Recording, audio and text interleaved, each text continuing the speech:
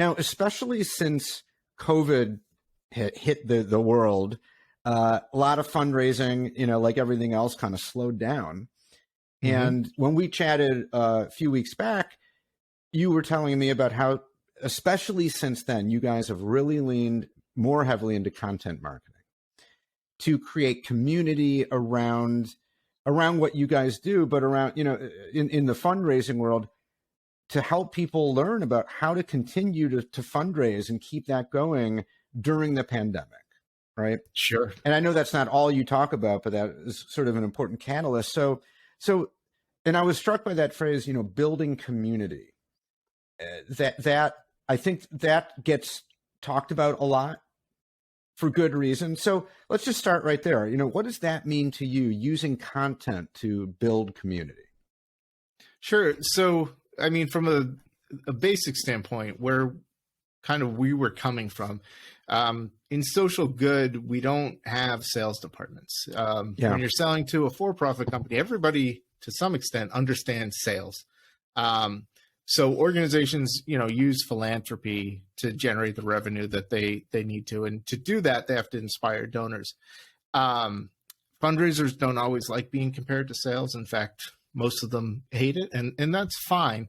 But what we do is we take a page out of that sales enablement playbook and do what we just call it fundraiser enablement. And so what our product does is it prompts fundraisers to reach out to the right donor at the right time.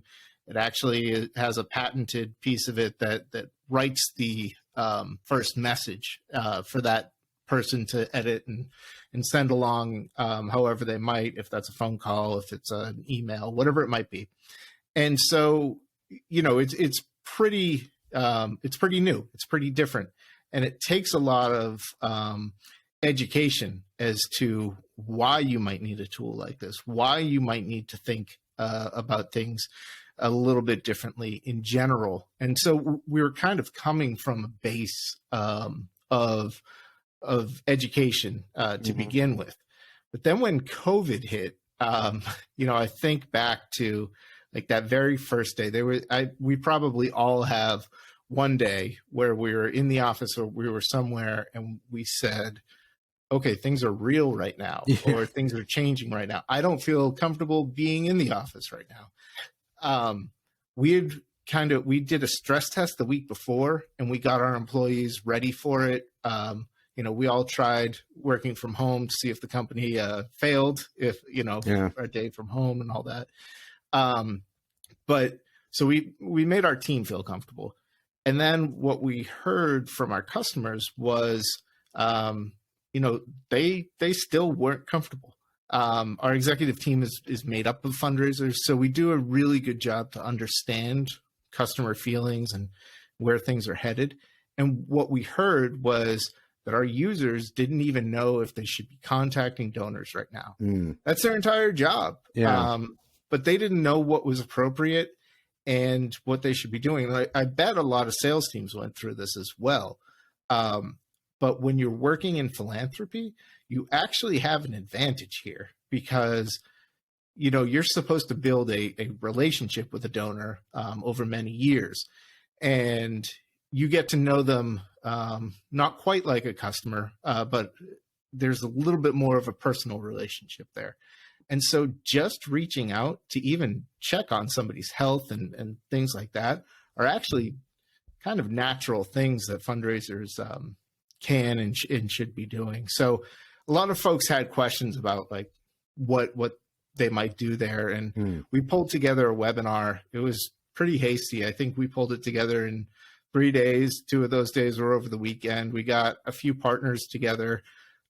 We just called it Fundraising During a Crisis, and we put it out. Typically, we were getting like on a good day, 80 folks into a webinar when we were doing really good. So we pushed this one out and we got 1,500 people to sign up right away. Wow. By the time we went live, we had 3,000 people on the webinar. So we knew, we had tapped into something, and we just gave our guests, the panel that we made, kind of an open stage to offer their advice. And the question that we kind of asked everybody is, should fundraisers be reaching out right now? And the overwhelming answer was yes.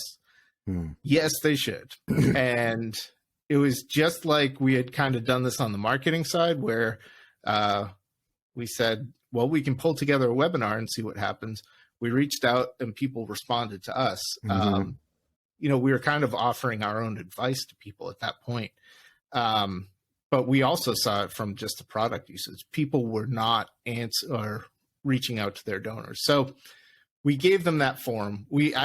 If I look back on it, we probably didn't answer a lot of questions, but we gave people a forum to, have conversations, to understand that others were in the same situation, and kind of let them know that we'd be working on this problem with them.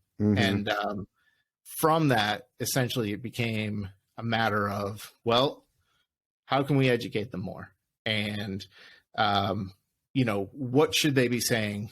We recommend that they reach out. What should they be saying? And how should they be reaching out? Should they, just be giving updates on what their organization is up to? Or should they be going as far as telling folks about their changing needs? We had a lot of universities, for example, that suddenly had to use emergency funds to get students home, send them across the country, and make sure that they got home because it wasn't safe to have them in the dorms anymore and things like that. So there was a lot to say, and it was kind of like we were able to help folks have the confidence in saying it to their donors.